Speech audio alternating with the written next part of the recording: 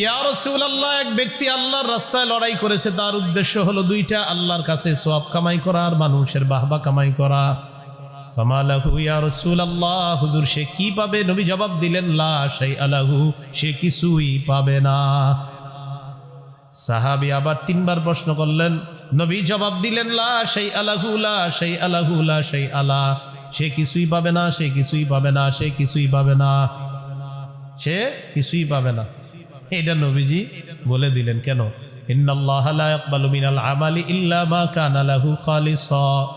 নবী বলেন, আল্লাহ তাআলা ততক্ষণ আমল কবুল করেন না যতক্ষণ বান্দা আমলটা ইখলাসের সাথে না করবে, ততক্ষণ বান্দার আমল আল্লাহ কবুল করেন না।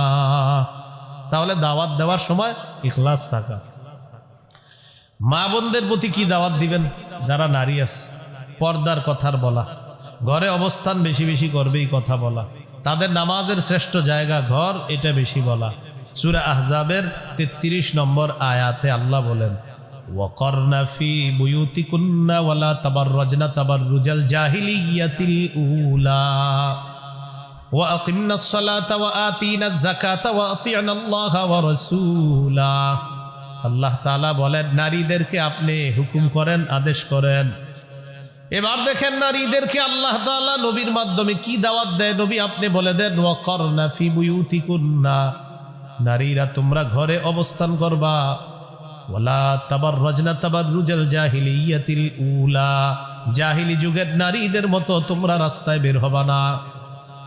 আয়াতের ব্যাখ্যায় মুফাসসিরিনে কেরাম বলেন, জাহিলি যুগে কিছু নারী এমন পোশাক পরে রাস্তায় বের হতো যে পোশাকের কারণে তাদের শরীরের বিভিন্ন অঙ্গ প্রত্যঙ্গ প্রকাশ পেয়ে যাইত। এখন আপনারা বলেন, এই জামানায় মুসলমানের মেয়ে সন্তান পরিচয় দেওয়ার পরেও আটো সাটো খাড়ো এমন পোশাক, পাতলা পোশাক মুসলমানের মেয়ে পরে, এই জাতীয় মুসলমান বাংলাদেশে না থাকলেও পৃথিবীতে আছে না নাই? বাংলাদেশও আছে আসলে। তো আল্লাহ বললেন জাহিলি যুগের মতো বের হবা না। এখন দেখেন এখানে দুইটা বিষয়, ঘরে থাকো এটা সৎ কাজের আদেশ, জাহিলি যুগের মতো বের হবা না এটা অসৎ কাজের নিষেধ। আবার বুঝেন, ঘরে থাকো সৎ কাজের আদেশ, ঘর থেকে জাহিলি যুগের মতো বের হবা না অসৎ কাজের নিষেধ।